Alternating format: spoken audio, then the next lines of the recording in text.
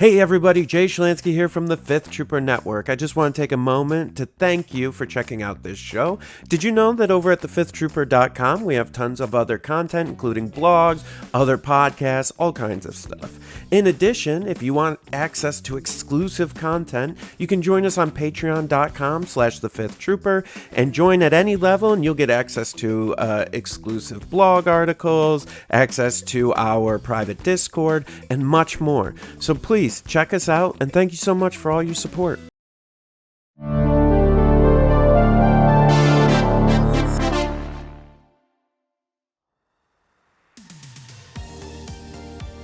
Welcome to the Notorious Scoundrels, a Star Wars Legion podcast bringing you the latest news, general perspective, and competitive discussion.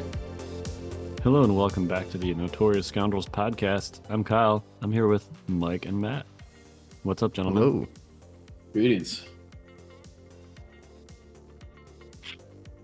Well, this cast will probably not be as crazy / conversation starting as our last cast was. I'm just thrilled that someone last time called me the guy in the top right corner. Nice. That's my new name. The guy in the top right corner. It's like on Hollywood Squares. Yeah. Yeah. Well, it was funny because they pointed out your name, but I was just the guy in the top right corner. They're like, yeah, let Dornbos talk.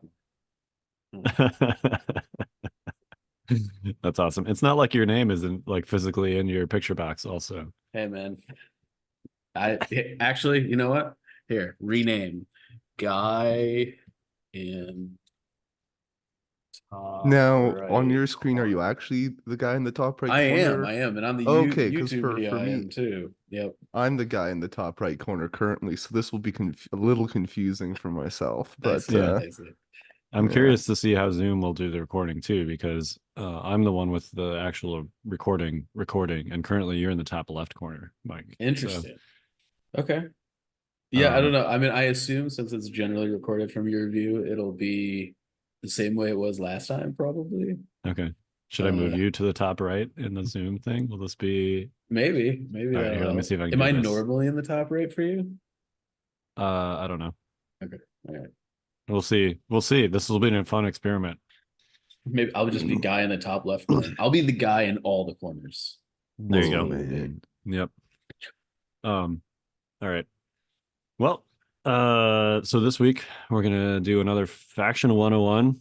Faction, quote unquote, faction 101. There is in fact one more quote unquote faction to talk about, and that is the quote unquote Shadow Collective, which is technically not a faction. It is a battle force, but there is officially a mercenary faction, and Shadow Collective is currently the only battle force that is made up entirely of mercenaries. So that's one of those, like, you know, tomato potato situations where I'm sorry.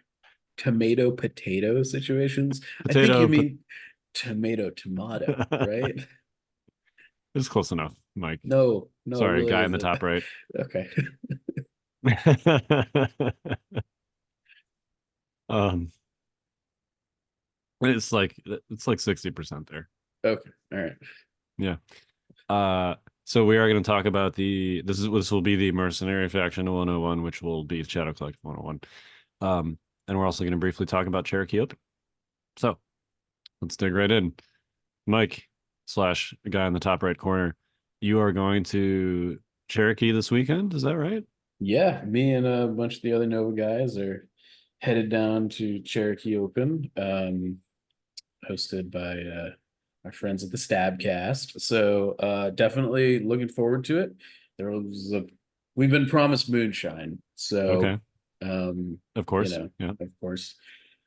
So yeah, 10-hour drive from DC, I think. That's what I've been promised. But it'll be fun. I think this is the last probably big hurrah before Worlds. And I'm bringing something fun. We'll see how it goes. There might be lots of things with wings involved. Oh boy. All right. Well, I'll be curious to see how it goes because I'm currently painting things that have wings. Yeah. I'm right, here, let me show you guys these colors because This is Okay. these will be Watto some. hasn't released. I wonder what this could be. Water. I mean, they Watto, look pretty close to water. Yeah, Okay. I don't know about you, but I'm talking about Geonosians. And these will be a couple of my colors that are featured. This is a bunch of. It's not showing up well. It is a bunch of different purples. We have blue and yellow. By the way, apparently Duncan Rhodes has a paint line now. Yeah. It's called Too Thin Coats. I'm gonna try it. I don't know. I'm curious because I love Duncan Rhodes. Well, you let me know if that yellow is any good, because when I find a yellow paint that actually does what I want it to do, man, it's a deal breaker. Yeah, yellow is the hardest color to paint. It is worse than white. However, I'm going to spray it through an airbrush, so I don't know Okay. if that's going to be a good data point for you. It won't be. Yeah. Anyway, Yeah. so we've got purple, light blue, yellow, magenta, and pink. Ooh, bold. And there's also going to Very be bold. bright red somewhere, which I don't I'm know gonna in front of paint me. with all the colors of the wind right here. Yeah, this is gonna. So this is called. I'm copying this from a Tyranid color scheme that I saw online. Tyranid. I don't know. Anyway, it is apparently called the synthwave color scheme. So I'm gonna have Okay. synthwave Geonosians. I don't know if you're gonna see them at Worlds or not. I'm not convinced the World's good enough, but that is what color they will be, whether they're at Worlds or not. So Fair yeah. enough. I feel it feels like a missed opportunity to not use ridiculous colors because they're bugs. And even though the vanilla canon Geonosians come in browns, nature's bugs come in all sorts of outrageous colors if you look hard enough. So That's fair. Yeah. Mine are pretty standard colors, but they did end up with neon pink wings. So there you go.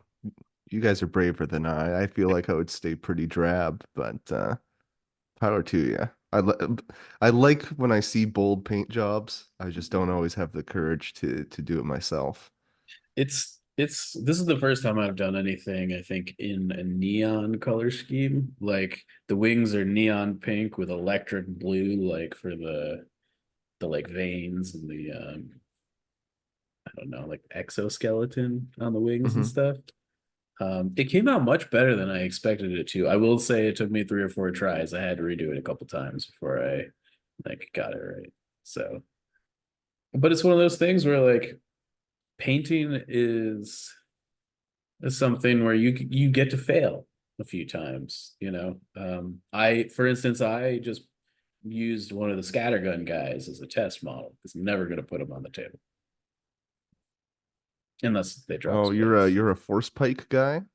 Oh, no, no, Or no, you no, no, want no, that no, no, overrun? no. Generic dude. Oh, Generic dude, man. generic dude. Generic dude all the way. Force Spike guy's real bad too.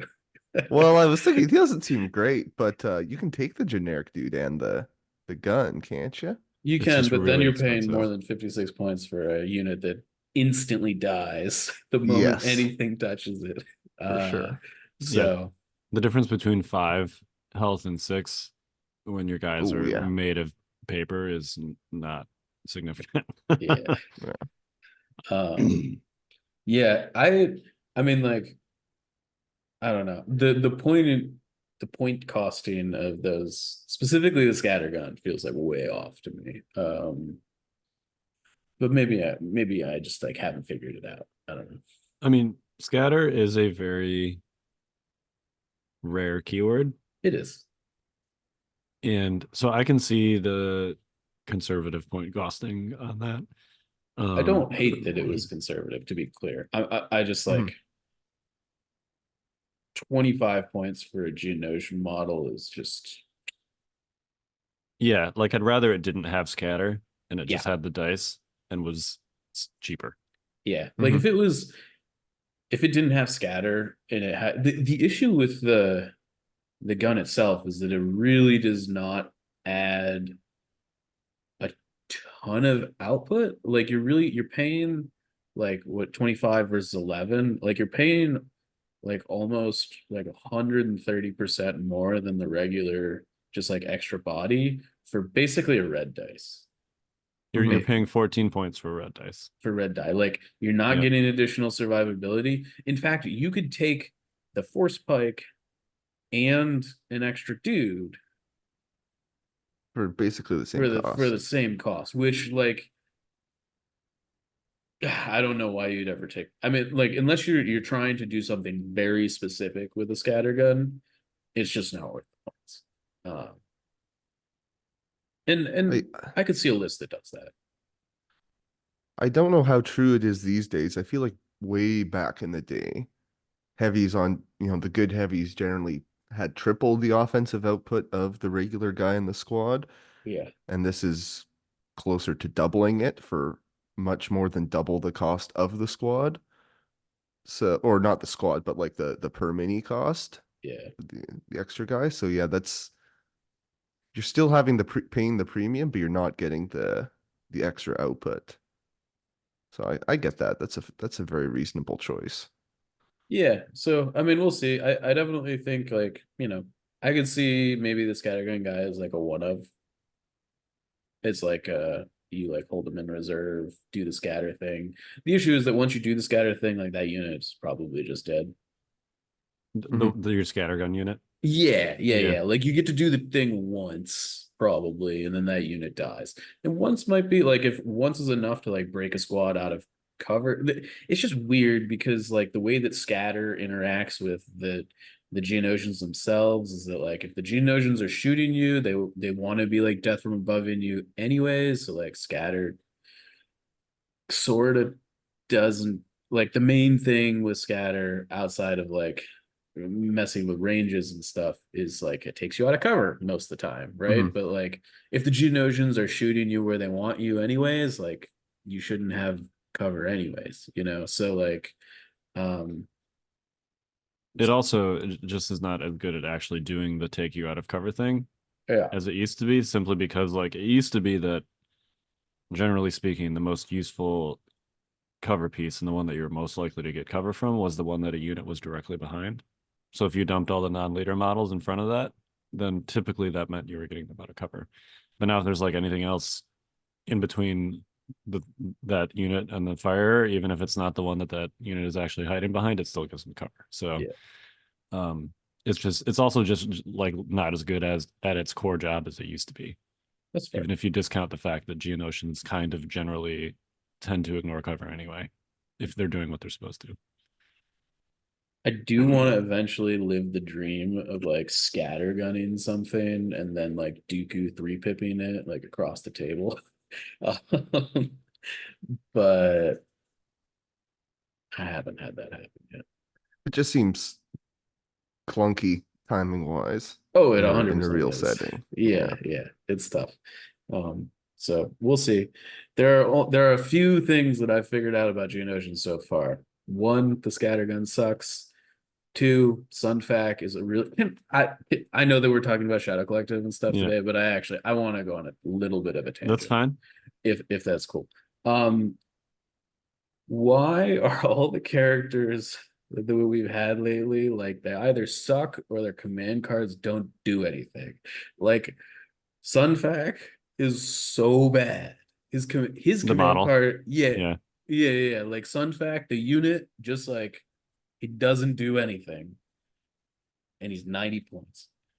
His command card is really good, but like in order to gain access to it, you have to take like a really bad unit. And then like Poggle, who like is definitely very intricately woven into like how the Geonosians work. Like if you're taking Geonosians, his 1-pip and his 3-pip like don't do anything. Like they might as well be close to blank. Yep. And it harkens back to like Cody. And like I don't understand what's going on in that regard. Again, maybe I haven't figured it out, but like Part of that is I think B2s are not amazing right now, but also just from a list construction perspective, the 3-pip wants you to have 4 B2s. five The droid units because you're also handing out the entourage. Right. You're right. Yeah. So, and the 1-pip wants you to have at least 2. But the 2-pip wants you to have, and everything else Poggle does, wants you to have as many Geonosians as possible. Yeah. And they both take up the same slot. Like, yes, entourage brings your total up from 6 to 7. So maybe you can do like a 4-3 mix kind of a thing, but then you're still not really getting anything close to maximum value out of either of those. So I found myself like just taking the Geonosians and then, either taking one B2 unit to pass an order or just not taking any B2s at all and then just literally skipping his B2 cards and just taking only God Save the Queen or whatever it's called, the 2-pip. So I yell "God Save the Queen" every time I play okay, it. great. God, I like throw it on the table. I'm like, "God Save the Queen." Yep. It's one of the funner things I've done lately in Legion, so I'm having Okay, a great time. awesome. So yeah, and I don't think that necessarily means that Poggle is not worth taking. I think he's still arguably like very necessary in a Geonosian list. For sure. Um, Compel is too good to give up. yeah, but it's really strange to leave so much value on the table or off the table, however you want to look at it. He's designed as like a hybrid commander, but the way that list construction works and the way that his command cards work just don't really allow you to like fully utilize that. So it's awkward. I'd rather he just was like a full-blown Geonosian commander. So Yeah. Anyways, this is me complaining about dead command cards and bad characters. I Yeah. don't know. Well, luckily Inquisitors seem kind of like decent characters. So They do seem like the there's that. opposite. They seem like the Yeah. opposite effect. Yeah. they have a very specific job and they're very good at it. Yeah. Yeah. They are the opposite of Poggle for sure. Yeah. Yeah. A man with no jobs. Almost the same cost, might I add. Yep. 20 Close. points is a pretty big difference. It's 15. Isn't Fifth Brother a 105 versus 90? Yeah, Poggle's 85. No, he's definitely 90, right? No. He's 85. Are you thinking Okay. Sun Yeah, Fac? yeah. Maybe it's 90. Sun Fact. Maybe You're it's thinking of Sun- Sun Fact. That is not a flattering comparison. I mean, I just like I look at like Sun Fac and then I look at like Cad Bane or Bossk. I'm just like what are we doing here, guys? I think Sun Fact could be like 60 points after playing him a bunch. That might be like too low for like a high activation situation, but I don't know. He just doesn't do anything. Give his gun Pierce or something. If his gun had Pierce, I think it'd be more of a conversation, but it doesn't. Or if he had more than one command card. Like he doesn't have any operative command cards. No. He has a 1-pip, no time for sorrows, which is great. Clearly. It is an excellent card. It is good enough that I have tried repeatedly playing him over and over and over again just to make it work. But he's just so bad. It'd be nice again if it was a little more balanced. Like if the 1-pip was maybe not quite as good, maybe like a speed 1 move, like no time for sorrows, but then he had some other command cards that did stuff, and like Sun Fac the unit actually did stuff. Yeah. It'd be nice if it like leveled out a little bit, but yeah, similar situation to Poggle. All right. How about we talk about Mercenaries / Shadow Collective? Not Mercenaries, because we're not going to talk about all the mercenaries that are in other factions. We're just going to talk about the mercenaries that are in Shadow Collective. So Yeah, I actually had to pull up Legion HQ and remind myself of some of the units. Just it's been a long time since I've seen Gar Saxon on the table. Yeah, there's reasons for that for sure. If you compare Shadow Collective to like other battle forces, your unit selection is pretty decent. But if you compare it to like full-blown factions, it's not as great. So it's kind of a weird in-between zone, I would say. Where at times it can kind of feel fleshed out, and then at other times you actually get there and you're like, oh, this is kind of limiting. I would say if we're just getting kicked off, well, there's two things.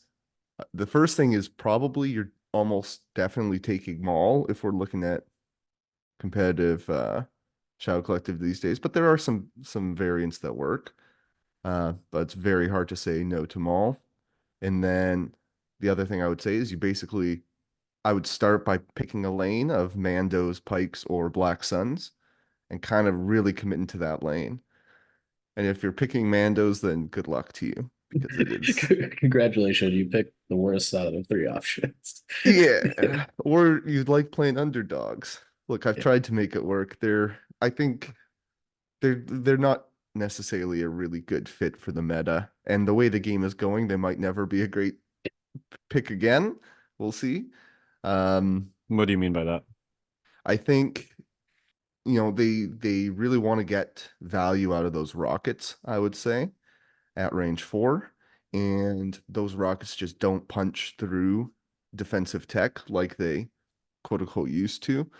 And if you're going to range 3 to combine it with their range 3 guns, then that could be rough as well because then you're taking a lot of return fire. They're just very expensive. I think you kind of need the shields to help them stay alive, but then they get very expensive very quickly. And they're a 4-person unit. As soon as they lose even one, even at full, after the rockets are spent, I've been kind of disappointed with their damage output. And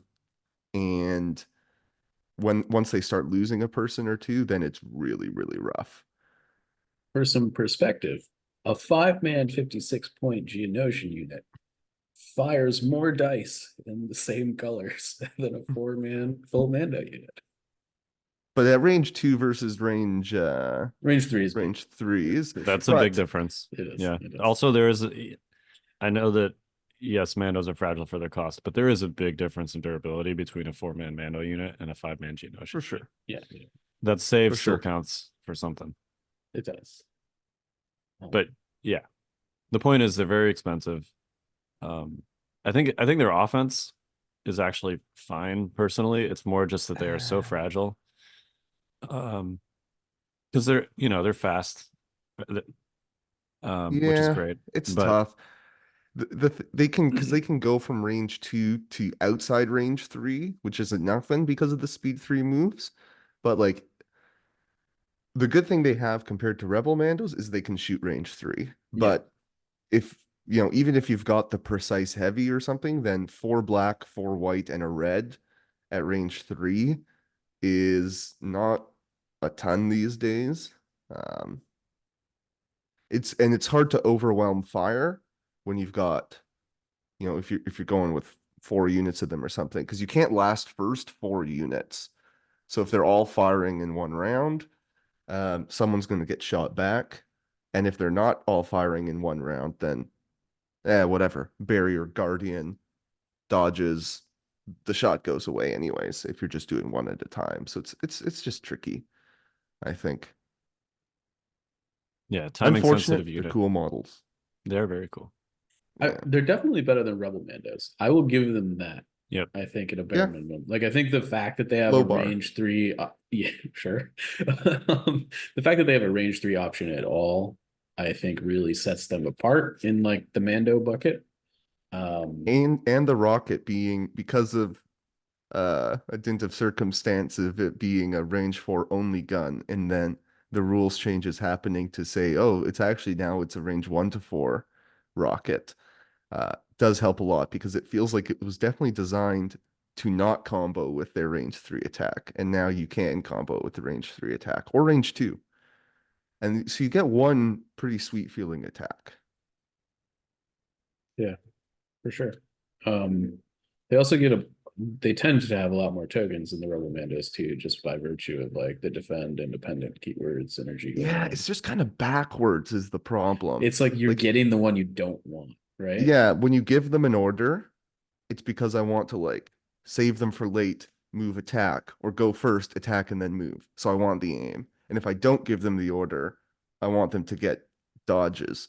But it's reversed, so it's kind of sad. Yeah, it's a little awkward. Gar supports them well enough, but he's one of those like 90-point guys who doesn't do a ton on his own. So in fact, 100 point. Yeah. 100 point, dude. Before you give him weapons. Oh yeah, right. He's 100. And Before you fill his like 7 upgrade slots that he has available to him. his attack dice pools are just all too small, and he doesn't have Yep. any like cover ignoring keywords. it's just like another one of those characters that like feels like he just should have Arsenal too. Like He really should, because Yeah. even his flamer, he does as 1 point, he does have sharpshooter 1. So he does sort of ignore Sure, cover, but like a not 2 to enough. a It's 2 to not 3 enough. dice pool with sharpshooter Yeah. 1 is not enough. It's 4. It's 4. It's better than a lot of Is it Rebel 4? heroes these days. his Hmm. range Four with his range sharpshooter 2 one. gun is 4, but Okay. like a lot of the time you're like But it's taking the not like a sniper great 4. rifle, right? Yeah. Or you're taking the rockets, and then all of a sudden it's not 4. A black white flame, like he doesn't kill a B1 squad on average with the flamer. Like just math wise, he can never do that on average because it averages 1 hit per guy and they get saves. So you'll leave them close to death, but it's kind of sad when you flamer a B1 and they're still kicking. So yeah, Arsenal 2, honestly, he'd probably be just fine. He'd probably be just fine at Arsenal 2 because then you can combine that range 2 gun with, you know, his sniper rifle, or you could do sniper rifle and rocket at range 3. It's really expensive, but you could. You get options. And his shield, his shield is 10 points. And it's marginally better than Sabine's 5-point shield, which is like Never taken not ever. always even taken. Yeah. Yeah. I do think the It's- reason to take Gar is not his upgrades. Like if you're gonna take Gar, it's not really the chassis. It's the fact that he's like semi-combat capable and he has compel stapled to him. Yep. 100%. And he has decent enough cards to give your Mandos even more tokens. Yeah. When I was rocking a Gar Mandos list, he was essentially a objective plus unit. While the Mandos go and do their things, he can do objectives better than Dying Naked Pikes because he's speed 3. Sure. And that was essentially it. But I think if you ran Maul instead of Gar, obviously very different price point, you're probably feeling better in a Mandos list. But then you're down at 8-axe, and it's a little tricky at that point with those units. Yeah, you've got half your army being timing sensitive units and you only have 8 activations. That's not great. Mm-hmm. Especially when And you your don't 8 have activations, where like 3 of them are insanely squishy because it's like yeah, right. a Pike Capo and 2 Naked Pikes just filling out activations. So you could become like 6-axe pretty quickly if you're not careful. Ideally, you hide those Pikes, but you do have to complete objectives. So Mando's tough spot, I would say, if you choose the Mando lane. So let's talk about the other 2 lanes, which are Mhm. Black Sun and or Pikes. Andor. Who said Andor? I And love slash that show. or. Oh, It is a great show. It's an It is. amazing show. But not the topic of today's podcast, unfortunately. Mhm. So let's talk about Pikes first, because I feel like this is kind of the quote unquote default For sure. route. You know, they're very like, I'd say that they do all the things that you want a core unit to do. Mhm. Right? They're durable. They have a range 4 attack via their rifle. They have an incredibly solid range 3 dice pool. Like they hit hard and they're hard to kill. That's And they bring a little bit of incidental impact, which isn't nothing either. yeah, Yeah, exactly. Which is very nice. So they kind of check all the boxes. Now, if you take like the, you know, the quote fully loaded capo plus rifle version, it's 86 points, which is expensive. So it's an elite costed core unit. Is it? But Is it? well, look, it's 2 more points than a shore trooper with their heavy, and I would much rather have the Pikes. Well, that's what I mean. Sorry. What I'm trying to say is it costed like an elite unit? It is in like raw terms, at Sure. least from a core unit perspective, right? I guess like That's I'm looking at like phase 2s with like a medic, and like I would much rather have a Pike capo than a phase 2 squad with like an extra body. Yeah, because Ye- that's like the most expensive core unit in the game. Yeah, Maybe, yeah. Also, I get what I'm trying yeah, to drive at here is that the Capo Pike unit is definitely I think it's the best core unit in the game by a it's lot. really good. I agree with that. Where do you guys come down on the Capo versus Aim Boy, the cash aim extra body? I think if you're not taking Saxon, which you shouldn't be, I don't think, you, you definitely want the Capo. Personally, I I think agree. one like so at the end of the day, one aim token, like the cash aim is one aim token. It's going to convert on average into one hit a game. You spend that aim hmm token, it goes away. hmm The capo, the surge token can only be spent on offense. You're generally shooting enough dice that you're almost always going to get a surge, which hmm means that surge token is roughly equal to one hit every time you shoot. Every Uh, single round. every Yes. every single round you fuck, right? Like so, probably not turn one, but like once you're engaged, like that surge token is just you're printing money every turn that thing remains on the board. So in some And games Courage 2. that's yeah, and Courage Courage Courage 2, 2 too. right? could give Yep. you one or more aims that you wouldn't have otherwise had throughout the game, plus tons of options to move. So, you could move into range 3 and shoot instead of sitting at range 4. Like it's just you pay for it, but it's so, so good. It's extremely I think good. that's why pikes feel good. If you love pikes but you want budget pikes, so then you cheap out, they don't feel like pikes anymore to me. Yeah, I think that's fair. Pikes without the extra courage on the core unit, just like it's too easy to suppress them. They kind of like to have their danger sense charged up too. Like you kind of want to like live in the I always have one suppression most of the One, time, one, 1 to 2. one Yeah. to two. You're happy being shot at if you've got capos. If you don't have capos, all of a sudden like your danger sense gets charged up and you're kind of like, this is like not so great for me because my unit's not doing anything, right? And the capo unit, because it's courage 2, it sort of demands to be shot at. You can't really ignore a capo unit advancing on your stuff. So you've got to Mhm. continue shooting into a unit that's like fully danger sensed. Yeah, for reference math wise, like a courage 2 unit with 2 suppression is still more likely to get both actions than a courage 1 unit with 1 suppression. And they're also more defensive when they're pikes. Yeah. So it helps a lot. Um yeah, and I think you still take capos as well. Unlike a unit that we might talk about next, I think even if you've got the courage 2 in the squad, you're just taking capos for that dodge sharing, for that aim sharing. You don't need them for self-preservation. But they're cheap enough and the tokens are good enough that you do it. Because pike capos are easy enough to hide. They enable you to do a really good impression of like Padme for half Mhm. the points, frankly. You can't globally share the tokens, which is obviously one of the reasons they don't cost what Padme costs. But um, handing an aim token and a dodge token to a unit every turn is still very powerful. I don't know. One of my old favorite tricks as well is you can also do kind of I don't know what impression. I guess kind of a Padme impression as well with tricks like back when I ran it with in Empire Pikes, one of the less common versions, I guess. But with an officer and binocs, you can put one aim on a pike unit, one aim on a pike capo, and then send that aim to the same pike unit. So you can really load up one unit with a bunch of aims for going last, which generally you can't do with spotter 2. You've got to distribute it.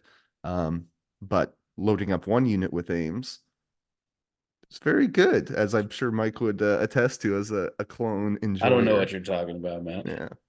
I will Now, say just real quick, sorry to interrupt you, in support of the yeah. pikes. My experience has been that one aim is like usually enough for a unit of pikes because To of get how to the full reliable load. or close, Yeah. But I to, want to 8. I want full 8 every time. Look, I mean, one aim is enough to get you 7 most of the time. Yeah. In my experience, just because of how reliable that dice pool is, right? You're always going to be re-rolling black dice, usually. If you happen to miss on your red dice, then obviously you're going to re-roll that one, and that's going to net you a hit. But yeah, it's a nice, reliable dice pool. One aim gets you most of the way to your full boat most of the time, in my experience. So It I is would say incredibly consistent.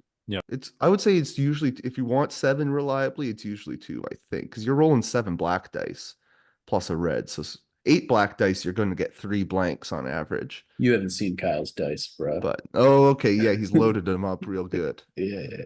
Put them in the oven, float them in salt water, all that stuff. Yeah. He's just, his pikes are selling stuff on the black market. I don't know. Mhm. I'm also Yeah. the guy though who's like, oh, I always want Cassian to have 3 aims because I want to have insurance about blanking one. So I'm generally a bit risk averse. So maybe that's I'm why the same. I'm the same with Cassian. I don't know Yeah, why. I feel like I can ride the lightning a little more with Pikes. that's But fair. I For also tend to general run. everyday to day use, Yeah. one aim is plenty on the pikes. But when Yep. you're like, hey, I really want to go last with a hammer, putting 3 aims on him and send him forward, you're feeling great. Yeah. Sure. I mean, 3 aims is going to get you to 8. Exactly. Yeah. All right. What about Black Sun? They're good, I think. They're big beefy boys and They're big also beefy cool boys. models. Also It, pikes are cool models. Shadow Collective just across the board, I think. it looks great. Look dope. They are the Pikes at least. I have not done my Black Sun yet. The Pikes are time consuming to paint. Yeah. Even if you take airbrush shortcuts like I do, and which I did on the bikes, it's still like there's just a lot of things to pick out on them that you can't really generalize for. Mhm. So it might have been a little bit ambitious. My pikes are tracksuit pikes, tracksuit mafia pikes. So Nice. they have the red. They're like not quite in my reach right now, unfortunately, but their armor is red, and then I did a white stripe down the sides of each of the Mhm. armors for the tracksuit mafia look. So I think it's pretty cool, but it definitely was a little bit time consuming. And the good thing about pikes is they combo with anything, I think. Unlike Mandos you just don't really have points to play with at the end of the day generally. Um, I find with pikes it just gives you that solid foundation that you can obviously again Maul really good, but then you've also got, you can do double bounty, you could do Maul Bossk. There's lots of things that work. Yeah, I Black definitely. Suns. Oh, go ahead. Well, I was just gonna kind of piggyback on that. I was gonna say that like pikes, they just make whatever is around them better, kind of just by virtue of being there. Black Sun, not so much. They're the stars of the show. If Yeah, you're going yeah, Black Suns, it's because you want Black Suns to do a lot of work. Um, Again, obviously the most successful version taking Maul as well. Um, I think these days I'd even take Maul, especially with the choke changes. I'd run barrier on him to in either list with Black Suns or Pikes, keep them alive, lean into their different styles of durability. But yeah, they're just again often 6-man units, much like the Pikes. But instead of having dodges and danger sense, you've got just red saves with probably a surge. Because again, I guess we can again have the conversation as far as enforcer who gives cash dodge or Vigo in the units. Are we all once again saying pay the extra? Oh, for sure. Yeah, Yep. definitely. Yep.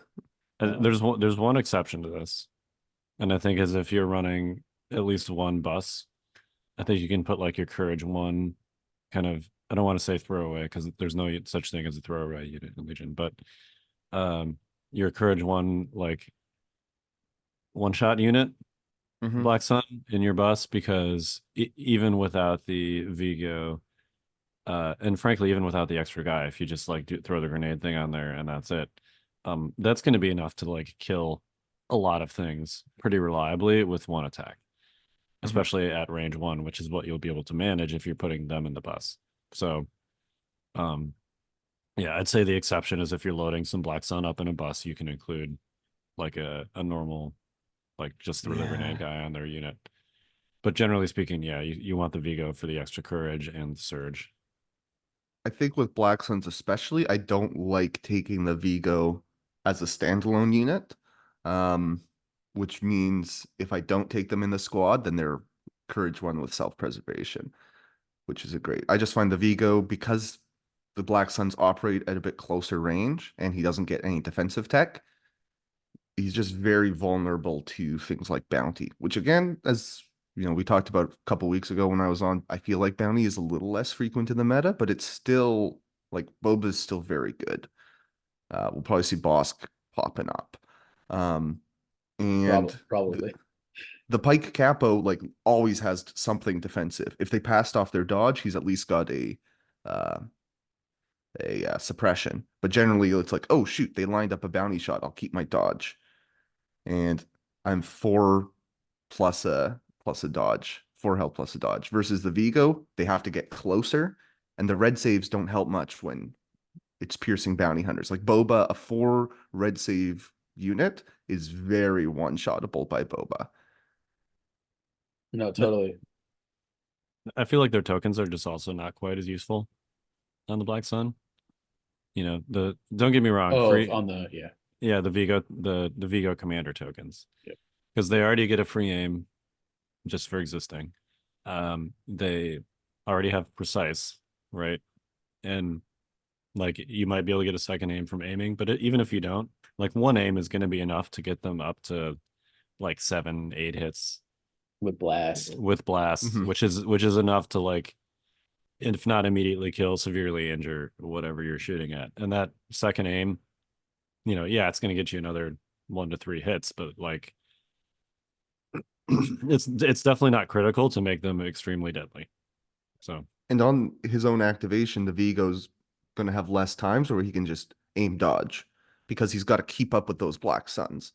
Versus Pikes with the Capo, you can just, they're probably going to sit there. So the Capo can also afford to just sit there, aim dodge, aim dodge, aim dodge every turn. So you're going to get more tokens out of whatever the keyword technically is that passes tokens, aid. yeah. Yeah, now that said, if you're building a Black Sun list and you're not taking Maul, or even if you are, you might be in a situation where like you just have an extra 50-ish points that you can't quite figure out how to spend. Like there's nothing wrong with taking a Vigo commander. There's still a useful activation for a reasonable price, but it's definitely not like a pike list where you're going to be taking, you know, your X number 4 to 6 pikes and 2 to 3 pike capo commanders just kind of as like your baseline. I think I disagree with that. I think there is something wrong with taking the Vigo even in that circumstance. Because think about it, like if you've got like, and we can talk about fourth lane because we haven't really talked about swoops, which is maybe an interesting conversation now that Overrun's changed. Yep. I don't think it's in a great spot still, but if you're running like a Fury Road kind of double bust, triple swoop list or something, which is one of the other places where we've seen Black Sun, the difference of I have no bounty target versus I have this very, very, very juicy bounty target is kind of significant, I would say, especially, you know, given that kind of list, one of their advantages is the objective game, and it's objective deck that a lot of, you know, especially gun lines don't want to play, to give them that out of, hey, here's an alternate way to get a VP that you wouldn't have otherwise had. It would scare me. Now, maybe that's just because I like to play a lot of bounty hunters. That's literally the entire reason I bought into the Empire faction a couple years back, was to play all these bounty hunters. But it's top of mind for me because of that. And I would find ways to like actively not have to get the Vigo unit. Yeah, I mean, I think I'm on Team Matt here. I think you avoid the Vigo with severe prejudice. Okay. I don't think he does enough, and I think so. I think the issue fundamentally is if you're taking Black Sun, that means you're aggressive. You got to be up in their grill. You're gonna be, and like one of two things is gonna happen. Either the Vigo goes with the army and is therefore like in danger just by nature of doing what you want to be doing, or the Vigo like hangs back and all of a sudden like the super dangerous bounty hunters can get to him kind of just by flanking you, and there's not a ton you can do about it. um in that situation, which is maybe the safer situation of the two for the Vigo, he's not actually doing you any good. Like Black Sun is not really a list that like is interested in activation padding outside like the Mhm. first turn. As soon as they mix it up, they just want to go, go, go, go, go, go, go, because they're just interested in killing all your units, right? The idea that you have, I think that's the other problem with the Vigo, is that on the turns where you're like, yeah, I'd love to be like aiding things, like the difference between activating a Black Sun Enforcer unit and immediately like move shooting and blowing up a unit that hasn't gone yet, and like the tempo loss of like activating a Vigo for tokens, like I don't know. It just doesn't seem worth it to me. That's fair. So and maybe this is a good segue to talk about some other units here. You've got your whatever 6 Black Sun. You've got Maul. That's 7 units. You probably still have some points left over. What are you spending them on? I think these days I'm not taking 6 Black Sun. I'm taking 5 in a bus. Okay. Um, because you can kind of make the now again, this is mostly theory craft. I haven't gotten a lot of reps in it. I feel like it's a list that you want to get very, very good at. Um, but yeah, I would keep the beefy Black Suns before I and the bus before I kind of skimp and stretch it to 8 activations. Because I think it's the combined forces of, 6-man bodies. They've got the surge available for defense. They've got the grenades to really pop off on offense. And that adds up quickly. And they've got a bus to do shenanigans and get close. So I think I even go down to 7 potentially, because we live in a world that's like if an ADA act um version could get to the finals of Worlds last year, where we were still kind of in the dying breaths of the 10 activation world, then I think a 7-act version can just do fine in what I would probably call like a 9-act world. Like 9 is the new 10, 8 is the new 9 as far as activations go. So why can't 7 be the new 8? I don't know. Seven's pretty low, man. It's Seven's low. low. It's not just about tempo, right? It's not because the pass mechanic obviously helps, but 7 is just frankly not that many scoring units. Yeah. And Yeah, that's the piece that scares me. But the goal is to have them with like 3 scoring units at the end of the game. Sure. And as someone that was on the receiving end of that concept last year at Worlds, I can vouch for the fact that yeah, if you're taking a Black Sun list, you're not worried about scoring units. You're because your goal is to like just kill everything, right? Sure. And Black Sun are good at that. um, Very good at it. but yeah, 7 still scares me from that perspective. Well, we're before we so I think the short answer to the question that I just asked is the bus. But before we move on to other units, I want to just circle back to one thing real quick on Black Sun, and that is grenade or scattergun. If you're taking a heavy, You mean like the enforcer or the scattergun? yeah, yeah, Um, it's I think it's definitely the enforcer, with the caveat that I also think you need to be bringing actual fragmentation grenades on your units. The surge crit is huge, and you're already planning on engaging at range 1, and it really notches that dice pool from like really good to just like when I attack, I delete a unit. Like it Mhm. just pick it up. I would agree. I mean, you can if you've got the bus, one with the scatter gun to pop in the bus is not a bad move at all. And it kind of comes down to, hey, how many points do I have to spend? If I'm in a situation where I can't really squeeze another activation in, but I've got points, then maybe that's when I look at it. Maybe I'll put a scatter gun in. Um, but if I have no scatter guns in the list, I'm probably not too sad about it. But if I can get one, I'm happy. Nothing like popping. It's, something like clones are going to be a lot more scared. Even white save units still don't like Pierce. They still roll saves. Um, so it's going to do a lot for you. Jumping out of that bus in their face on turn 1 or 2, probably Yeah. 2. I find that the Pierce on these guys like doesn't matter. The amount of dice they're rolling, like the A amount of lot. defense dice you have to roll every time you get shot by one of these units, it Pierce might as well not even be there. like it doesn't matter. You're gonna die anyways. Um Yeah. like But you're not. Clones aren't gonna. It takes 18 hits to fight that's through like surging very red saves. conceptual. Like as far as like, yes, in theory, it takes 18 hits to kill like a 6-man clone unit. But the amount of times I've had Black Sun roll up on me, just like shoot like my full health clone unit, and then I just pick it up, far more than I can count at this juncture. Particularly after a couple of my practice partners were like messing around with, 6 Black Sun Maul for a very long time. I hate this list. Like a lot. Because the issue is that like once you pick up, like, okay, let's say you don't lose your full clone unit. You lost 3 models minimum. Like even like playing the averages and stuff. And like that also is unacceptable. Yeah, that's too much. Yeah. You're not feeling good. Yeah. You're not You're feeling not good feeling for great sure. about it. Yeah.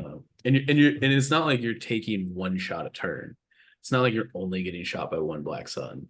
Like when No, you're but like the more you can do in that first shot, like if it means I take out their medic or I take out their heavy, that's not nothing. no, no. Um, so again, that's why for me it's like I will definitely not say no if I have the points, but I'm not like finding the points to get it. Yeah. Um, I just that blast is just so good. It's really good. All right, It's so let's really circle good. back around real quick to the bus. Mm-hmm. What so if you're taking the bus, you're probably running a Black Sun list. What are you taking on the bus in that context? Because the bus has a lot of upgrades, but most of them I are think you not could ones that take a you're bus taking. in a pike list. Okay. But probably not, but like I could see someone being like, I'm gonna run Maul Pikes and do a bus and somehow like And put Maul on the it'll be bus. great. It's a little Yeah. trickier because Maul doesn't have Master of the Force. If he did, then you could just like barrier from inside the bus and keep refreshing it until he pops out, which would be awesome, but That'd sadly he be can't. yeah.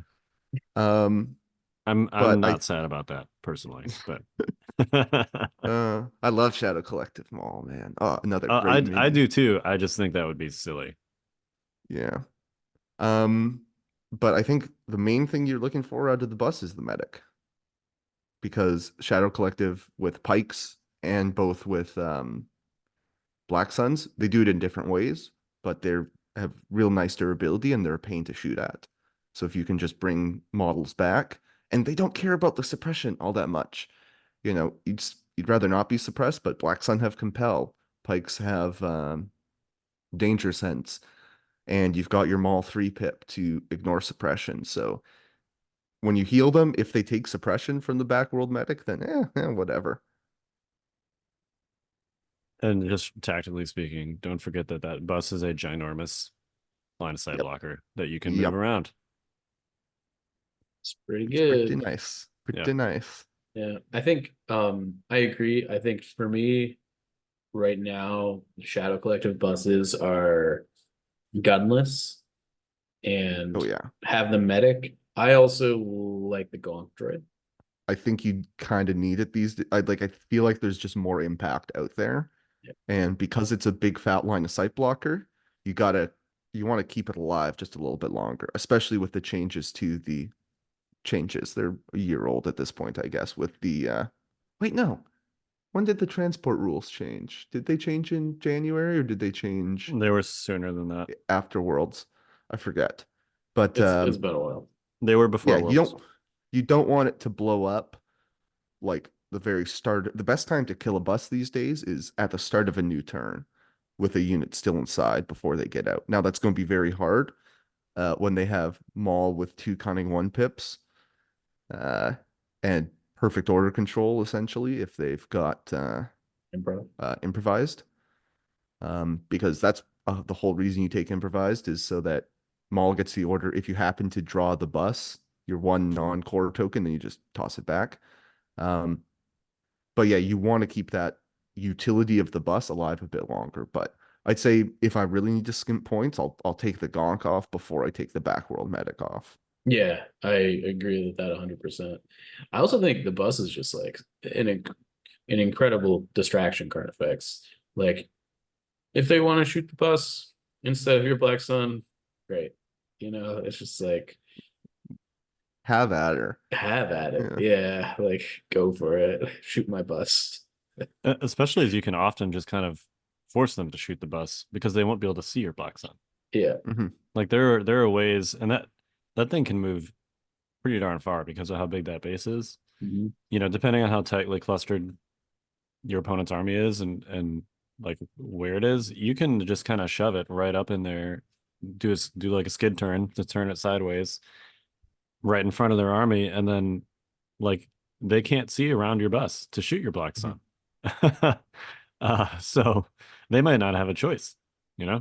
Yeah, they might not be able to get to the objectives depending on Right. how narrow the choke points are. You could just say, "Hey, look at you. You want to get to the middle objective? You got to come through the bus." And then you get through the bus, and ooh, what's behind the bus? Surprise! It's Black Suns, and you're dead. Yeah. It's a good piece. I'm sad I painted mine up to be very, very obviously Rebel and not Shadow Collective buses.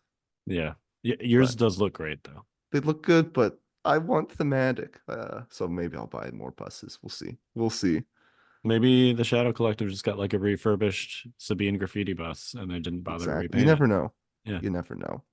Do we want to talk about swoops as well? Do we talk Let's talk about swoops? swoops. And then we need to talk about the operatives because we actually skipped the operatives. But yes, Throw let's them talk in about wherever. swoops real quick first. Eh, Yeah, I still feel But Pikes without order control. yeah. Now they do have free tokens to compensate for that, and they're the cheapest bikes. There's 65 points. Barks are 55. Sure, but Barks don't have the same kind of No, offensive they don't have potential as swoops. swoops. I Swoops think if swoops had reposition, I'd like them a lot more. Because it's hard to be overrunning people a lot effectively when it takes so much effort to pivot around, I find. As someone who has dabbled in the dark arts of the Fluttercraft, was that before the overrun change though? But I haven't tried much since the overrun, but I struggle to see it being important enough just because of you can't willingly block a speeder move, so you really have to get yourself in a funky spot where, because essentially, at least for the compulsory move, for the other moves, it is a lot easier because then you can just go forward and not go forward and then go forward again, put down a speed 1 and I can't displace those guys, but then you need them to not be displaceable, so it's tricky. Or just inch forward. Well, yeah, you just move forward a millimeter, stick your speed 3 template out there, touch the unit you want to hit with overrun, and boom, you've just completed an overrun attack. So yeah, it's definitely a lot easier than it used to be to like actually hit the same unit twice with 1 overrun. If you want to like actually hit all 3 attacks, right? So both overruns and the pistols, you definitely need to. It's still hard, right? Because you need to be essentially starting roughly a speed 3 move away from your target. You need to do the first move where you move a millimeter and you touch them with the template, and you do that overrun.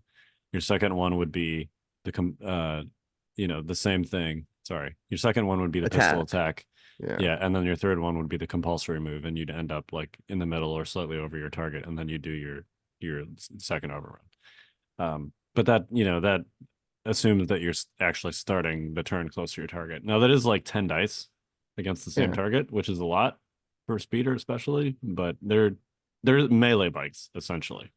That's the thing, because that turn feels great, but then the next turn feels a little bit worse. Because the reposition is once you're in there is great for okay, now I'm in the middle. I turn back and I do it all again. For the if you're Like you talking can about kind of get flutters there with a versus bunch of 90s, but yeah, yeah, you'd have to go for a different target on your following turn probably. it's tough. It's tough to get the will up to like really dive into that when it's like, what if I just got Pikes or Black Suns instead and just nuked you that way? It's not like Shadow Collective is hurting for offense.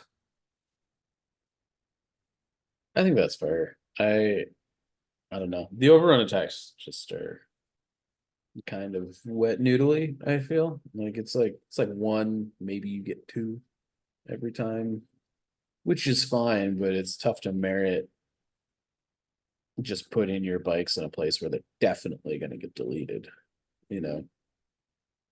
It would still be way better if you could combine them into one attack. Yeah. Yeah. Yeah. Because then you'd be talking about 6 dice at The keyword once. That'd be jujitsu a big that they do difference. to make it so Yeah. that overrun doesn't work like any other attack in the game was impressive. Hey, Yeah. you know. Yeah, I don't know. I'm pretty lukewarm on swoops. I think that they're like a cool in theory, just doesn't really plan out in practice kind of unit. Yeah. I think you could potentially make a case if you're running them with like the raiding party leader bus, because then they Mhm. also have demoralize. Obviously, they're dropping a suppression on their compulsory move potentially. Like you can And really on the start pistol. and on the pistol, so they can Yeah. drop 3 suppression a turn each. Yeah. That's not it's not nothing. You can accumulate some suppression pretty quickly with that, especially if you also have 1 or 2 buses and they're like doing the same thing. Um, but I don't know if that's a great basis for a list anymore. Obviously, Evan made that work a few years ago, but it also is still having faced that list. Very much like a one-trick pony. It's a really good trick, don't get me wrong. But if you're forced into a situation where that mode is like not gonna serve your objectives, then you can't pivot to another mode. That's Mhm. it. That's all you can do. So um yeah, I think there's a place in a list like that, and I think you definitely can have success with a W key list like that built around raiding party leader, but that's probably the only context I would really consider using swoops in. All right, should we talk about operatives? Sure. Yeah. All right. Let's start with because we've been dancing around him a lot, but why don't we just start with the man himself, Shadow Collective Maul. Oh yeah, right. He's technically an operative. He Yes. he is technically an Yeah. operative. Most of the time he's going to end up as a commander officially, but I would go as far as to say if he's not a commander in your list, you shouldn't take him. I disagree, Okay. but I think cunning it's really good. is it's good. It's very good. so incredibly good in these lists. Specifically because you almost always have perfect order control when you're taking Maul because you got like improv. Um and you're generally just loading a bunch of core units next to him. I just cunning with just like absolute certainty and going first for 10 points is such a powerful effect. Yeah. I don't know. I think with Black Suns, What is your 100%. argument against it?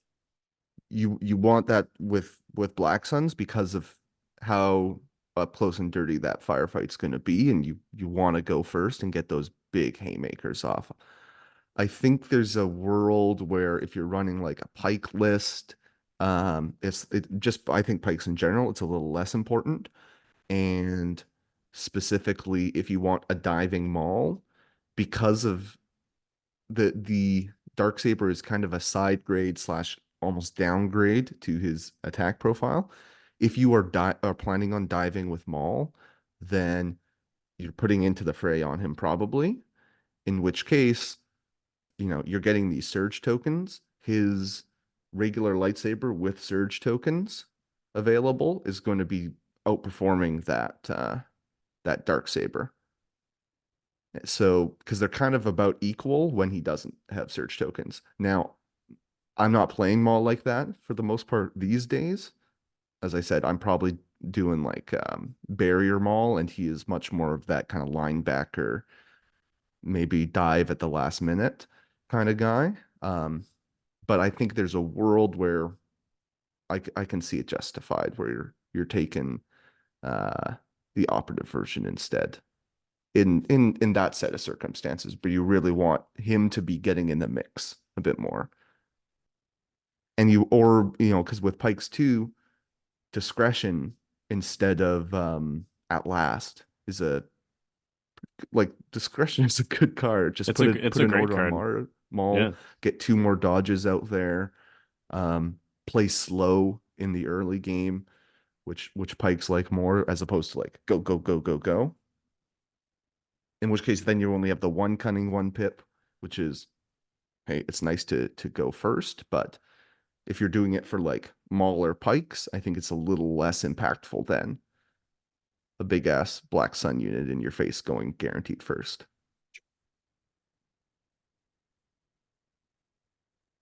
Yeah. So essentially what you're saying is there's 2 different ways to play Maul, right? There's the support barrier, hang back, and keep your dudes alive / be generally threatening looking, and then get in the mix late kind of Maul. And then there's the more aggressive, like get in there and start swinging at stuff kind of Maul. Mm-hmm. And for the support Maul, you want the dark saber, and for the other kind, you want just the normal double bladed lightsaber. I'd say Is there's that like a is that what third. I'm hearing? Yeah, I'd say there's a Okay. third kind of Maul too, which is less useful nowadays since Burst of Speed costs 10 points. But there's the, hey, I'm really good at the objective game Maul because I can do 2 speed 3 moves and still have a third action to tap a VAP or force pull your hostage. And well, yeah, he can't pull them into him because they can't start melees, but like grab a box or something. Um, so that's kind of like the third Maul who's a little less uh seen these days just because of circumstances. But yeah, I'd say those are the 2 main ways to play Maul. And I think just the way that it's going, yeah, you want the hang back defensive Maul more often. Yeah, aggressive force users really just don't do very well right now in general, and haven't Well, for a especially while, really. with Inquisitors coming out, I think less so. Yeah, I mean that's more the nail in the coffin than it's something that's gonna Mhm. like flip that from being a good idea to a bad idea. It just makes Yeah. it from a bad idea to a worse idea. And they um, also make defensive ones harder because you can't come and force push them away. So they just kind of mess up a lot of things. But yeah. yeah, but they definitely make the defensive / support force users they're much less effective than the aggressive ones. Mhm.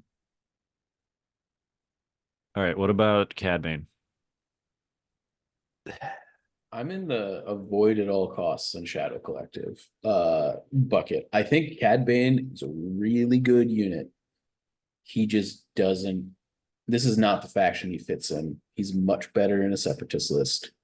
Um, Yeah. he just the synergy. I don't even know if synergy is the right word. His kit just does not sync up super well with what the Shadow Collective is doing. Agreed. Like I don't like him in Empire. I only kind of like him in CAS these days because he really wants that reverse order sort. But if you put him in Empire, he can at least comms relay onto other units. In Shadow Collective, he's not allowed to give anybody orders, except Bossk if he's Except got Bossk. Bossk Yeah. around. Which, if they're in the same area, if they're within range 2 of each other for a comms relay, it might not be going your way all that Yeah, right. well. They kind of want to be That's not your doing plan very A. different things. Yeah. Yeah. Yeah, I agree with all So, that. I think he's a great character in droids, but you really need to be leveraging his independent to get the most out of him, and you just can't do that in Shadow Collective, like at all. no. So, all right, what about Boosk? Bossk I like is him. a very different beast. I think he really only belongs, I think, in the Pike side of things. I've built lists like I don't know. I thought about him with Black Suns as a like the guy who's just like standing at the back with a machine gun as everyone else goes up and charges, and he's just laying down all the suppressive fire. And I think it could be interesting, but there's the points just evaporate. Like you'd have to sacrifice the bus, and the bus is going to do more for you in that circumstance. Unfortunately, as Yeah, much as I try to shoehorn him in. I agree. I think he's great in a Pike list, though. Can I mean, confirm as someone who has run Bossk Maul Pikes to good success. Like it combos well. I would say. even if you're just doing like Bossk and a bunch of Pikes and then some Yeah. Kappas, I think that's great too. I mean, it's not nearly as flexible as including Maul for like objective purposes, but that's pretty unparalleled in with respect to the ranged attrition game. Like you're not going to be able to outshoot that list. No. Maybe if you can pull off like with clones, if you can pull off like a clutch fire support or something like that. But generally speaking, you're gonna have trouble killing anything, and they're gonna be able to do a lot of damage to your range 3 and even 4 because of Bossk. So hmm I do think one of his kind of issues in Shadow Collective is he's kind of doing his own thing. He doesn't get a lot of aim support versus an Empire. You've got the Imperial officer who can spotter him. You've got coordinated fire command card, which can put more aims on him. You've maybe got a naked core who you can just slap Binox on. yeah, Versus Shadow Collective, like you are just well, there's some versions where you might have one naked pike. So you never know. But if you're running only Bossk and not Maul, then you probably just want to load up every 6 pikes to the max. Um, so yep, he's kind of getting like 1 or 2 aims a turn, depending on how Hunter triggers, except for Line and Wait, which is still a great card even today, I would say. yep, agree. Yeah, I mean, I guess you could give one of the capo commanders Binox, but that feels like a waste of their because they can not have to pay for that and then give an aim to a Pike, which is also useful. So, Mhm.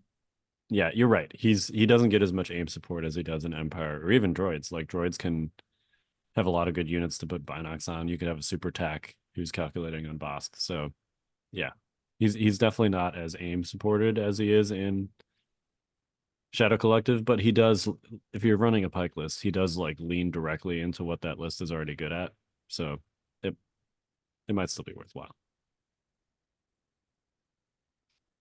Should we talk real quick? Because I think that's it for units. Did we I exhaust think we our touched conversation on units? every Um, single unit I think we talked Yeah. about. Okay. yeah, I guess so. I'm always surprised though. There's really not a lot in this battle force. There's not.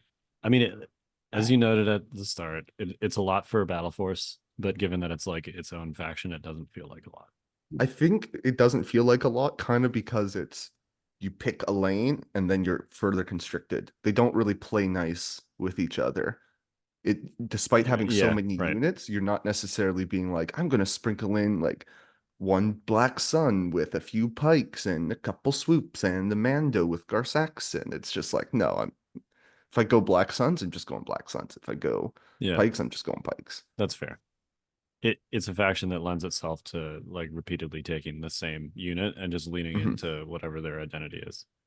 hmm Um, all right. So do we want to talk real quick, since this is a 101, about how the various mercenary rules work with like self-preservation and orders and stuff like that?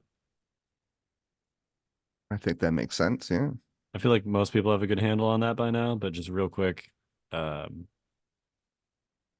there's obviously these affiliations within Shadow Collective. You've got um whatever Maul's affiliation is. Do you guys remember what that one is called? Maul The Loyalist, I handprint. think it's called. Okay, yeah, Yeah. it's the black hand on the red background, and this is Maul, Gar Saxon, and then the commandos, and that's it. So that's one affiliation. You have the Cad Bane and Bossk, the mercenaries, and I think that one is called um like Scoundrels or something like that. I don't I'm know. gonna have to get the book out Okay. at this point. Yeah, I feel like you're right. we're butchering this. Yeah. The other ones are easy though, right? You've got Raiders. That one I remember. So that's the crossed axes. That is the bus and the swoops. And then you have obviously Black Sun and Pikes, which are both the names of the unit and also the affiliation. So lots of different affiliations. That's what, 5? Did we just name 5 different something like that, affiliations? Yeah. So units of one affiliation cannot give orders to units of another affiliation. It doesn't Or matter. unaffiliated units cannot give orders to units that have an Of- affiliation. Correct. Yeah. Not relevant in Shadow Collective because Yeah. everyone has one, but excuse me. That it's also important to note this is more relevant for other factions, again, with unaffiliated units, but that is only like one directional. So as you already talked about Cad Bane and Empire, right? He can pass off orders to Empire units, even though those Empire units are not the same affiliation as him, because the direction is from any unit to an affiliated unit, not from affiliated unit to whatever. It's the check, so to speak, is on the receiving end and not on the sending end, if that makes sense. It's the guys who are, hired mercenaries are just going to listen to their boss, basically. Yeah. But if you hire in someone and they start commanding your people around, then they've got to listen. Right. Yeah. That's a good way to think of it. Self-preservation adds an interesting wrinkle to this. This is on both the Pike and Black Sun core units. They cannot use the courage value of commanders that are not the same affiliation. This includes Maul, by the way. Even though he has allies of convenience, which allows him to give orders to whoever, allies of convenience does not apply to courage sharing for panic. So it's literally impossible to get your Black Sun and Pike up to above courage 2 for purposes of panic. Yeah, that's why when we're talking about Darksaber, like the courage increase it gives Maul, because it gives him now you have a courage 3 bubble. Yep. The courage 3 bubble is for no one, really. It's for Maul loyalists, of which, again, that's Mandos, so you're not taking any of those. Right. I think it's a good point to bring that up, because I think the self-preservation, because how prevalent it is on some of the main units, the Black Sun and Pike core, I think it's better now, but especially early on, people kind of merged it with just mercenaries in general, not being able to courage share, because they can't, the orders are a little weird. Self-preservation is a thing. Mercenaries just can't use courage values from other stuff, but that's not true. That's only literally those 2 units, Black Suns and Pikes. Yeah, and that's why you need courage 2 from something, right? Whether it's a commander or your personnel upgrade. You don't want to get hit by one mortar shot and panic. That's not good. That'd be real bad. Yeah. Yeah. Right. Any further thoughts on Shadow Collective? Yeah, it was rogues. It was the rogues? Okay, rogues. I had the right idea. I was in the thesaurus in the ballpark neighborhood with that. Okay. All right. Well, good luck at Cherokee, Mike. Thanks. I hope that your winged dudes do well. Yeah, me too. We'll see how it goes. Yeah. I'm looking forward to it, if nothing but other than to have some fun. Geonosians are very fun to play. Who said anything about Geonosians, Kyle? Sorry, winged. Yeah. I don't know if we're talking about the same thing or not, but at least when I've played winged units, the winged units that I've been playing are very fun. I'm not sure if they're good, but they are definitely fun.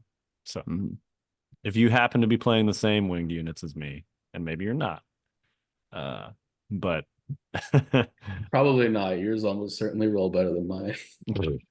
Well, as we've said, Kyle's yoked his black dice, but what has he done to his white dice?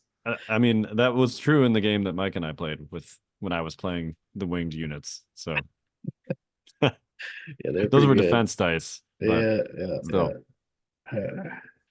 I think my white defense dice were better than Mike's red defense dice. That hurts. That always hurts. Yeah, Yeah. it does. It did. I think I played a game against Seth the other day where we were both running red save armies and blanked, I think, like the first 10 saves of the game collectively. It was a wild time. So at least it was even, but And then people are like, why do you guys lean into defensive tech so hard? That's why. Yeah, because Yeah. rolling dice is for suckers. Yeah. Yeah. Mhm. All right. Well, on that note, we are the Notorious Scoundrels. I'm Kyle. I'm like, I'm Matt. Stay fresh, cheese bags.